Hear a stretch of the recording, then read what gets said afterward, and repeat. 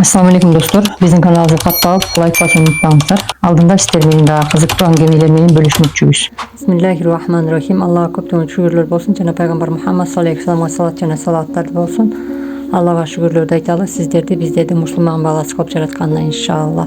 Мусулман эле кылып калбастан, ошол мусулман баласынын ичинен Аллах таалам тандап өзүнө ибадат кылуучу, сажда кылуучулардан кылды иншалла. Бүгүнкү сиздер менен биздердин кыла турган баяныбыз Хасан Басри рахматуллахи алейхи боюнча болмокчу. Хасан Басри бул пайгамбарыбыз Мухаммад саллаллаху алейхи вассаламдын жубайы болгон Умму Салама энебиздин эмизген баласы болот да. Хасан Басринин апасы ошол Умму Салама энебиздин колунда кызматкер аял болот. Ал жумуштан бошобой көпчүлүк убакта Хасан Басрини эмизе албай калган убакта, бала ыйлаган убакта Умму Салама энебиз Хасан Басрини эмизип койгон да. Ошон үчүн Хасан Басриде дагы ушунчалык улия сыпаттары өтө күчтүү болгон жана пайгамбарыбыздан кичинекей өткөн бир нур шоолалар болгон да.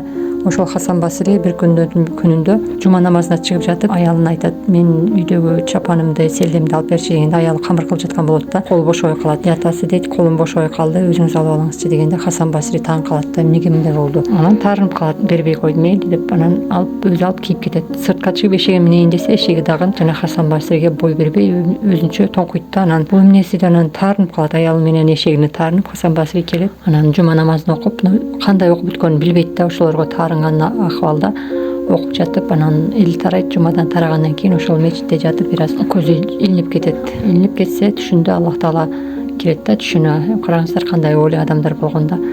Алла таала түшүнө кирет. Хасан дейт: "Эмне болду сага?" дегенде, "Ушундай болду." Акыбалды айтат да, аялым ушундай, мен бир да жолу мага кайша кылган эмес дейт. Даже тиги жерде жаман шымдарын ушундай эми балдарын богун жууп отурса дагы, ошол жерден тура калып колун жууп келип мага кызмат кылып менин айтканымды кылчу эле дейт. Эшегим да менин чыгышымды ушунчалык жакшы көрүп күтүп турчу эле дейт. Бүгүн эшегимден аялым да мага тоң моюнду кылды, ошолорго таарындым дегенде, Аллах таала айтат да: "Хасан дейт, сен аялың менен эшегиң бир жолу сага ушундай тоң моюнду кылып койгондугу үчүн сен ушундай таарып жатасың" дейт. Эми карачы дейт, жер жүзүндө канчалык адамдар басып жүрөт дейт, менин рызкымды жешет дейт, мен берген өмүр менен жашашат дейт, менин жакшылыктарымды, неаматтарымды алып жатышат дейт, мага тоң моюнду кылышат, а мен эмнеге таарынбайм аларга дегенде, Хасан Басри чочуп кетет да. "Сен кече дейт эл менен отуруп дейт, коптон намазын окубадың, түндө окуйм деп барып уктап калдың дейт да. Анан багымдаттын алдында кечиктирип коптон намазын окуп койдуң. Ошол үчүн сага болгон ушул аялың менен эшегиңдин көргөзгөн мамилеси" дегенде, Хасан Басри чочуруп ыйлайт да, ыйлап чочуп ойгонуп кетип турса, төшөгү ошол жаткан жери суу болуп, ушунчалык сууга малынып калган, анан кайра туруп алып ыйлап: "Я Алла, кечир мени" деп. Ал убакта уже асыр намазы болоюн деп калган болот да. Анан турат да асыр намазын окуп, асыр намазынан кийин ошо мечиттен кетпей шам намазы болот.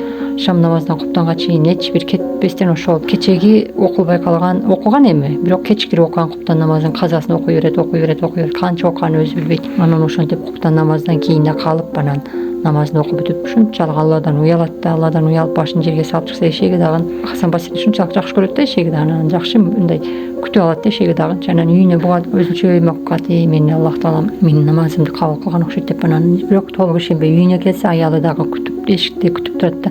"Келиңиз атасы" деп, колунда кумган суу, колуна суу куюп, "Мына келиңиз отуруңуз" деп бөйпөлөктөп, аялы тим эле Хасан Басриге баштапкы акыбалындай болуп чарпайланып чуркап жүрөт да. Ошондо Хасан Басри: "Я Алла, өзүңө шүгүр" деп шүгүр келтирген экен да. Көрдүңүздөрбү, эми биз канчалаган намаздарыбызды окубай атабыз, канчалаган Аллахтын өкүмдөрүнө каршы чыгып жатабыз, жер бетинде басып жүрөбүз, ушак сүйлөйбүз, гыйбаттар болуп жатат, көрө албастыктар. Мына биз дагы канчалаган Алланын өкүмдөрүн бузуп, Алланын бизге берген парыздарына каршы чыгып, амалдарга бекем болбой жүрөбүз да. Эми ошондо Аллах таала бизге эч кандай бир жамандык нерсе көргөзбөй дагы, Кудайга шүгүр, бизге рызкыны берип, өмүрүбүзгө береке берип, ушунчалык береке десе биз ойлойт экенбиз да, сөзсүз эле бул байлык же болбосо ушундай келген акча депчи. Жок, береке бул биздин өмүрүбүздүн берекелүү болушу, балдарыбыздын болушу да, бул бизге береке болуп эсептелет экен да, ден соолугубуздун болушу.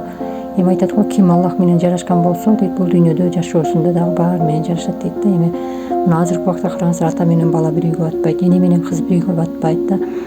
Хасан Басри Алла менен жарашты, мына эшеги менен, аялы менен да жарашты да. Эшегин да, аялын да Аллах таала ага кайра эле баш ийдирип койду да. Ошондой эле биз дагы Алла менен жарашып, Алла менен кылган акыбал ар бир өзүбүздүн, ар ким адам өзүнө стрелканы бурсун дейт да. Адам өзүнө стрелканы бурган болсо, адам өзүнүн ичиндегини билет да. Менин ичимде эмне бар экенин мен билем да, экинчи адам билбейт. Сиз ичиңизде эмне бар экенин сиз билесиз да, башка адам билбейт. Ошон үчүн Алла менен биздин мамилебиз кандай, Алланын астында биздин кылган ибадатыбыздын акыбалы канчалык экенин ар бир адам өзү билет да. Ошон үчүн келиңиздер Аллага ушунчалык да азырынча Кудайга шүгүр, Аллах бизге убакыт берип атат, мүмкүнчүлүк берип атат. Аллага кайталы дуа кылалы, Аллага көптөгөн шүгүрлөрдү айталы.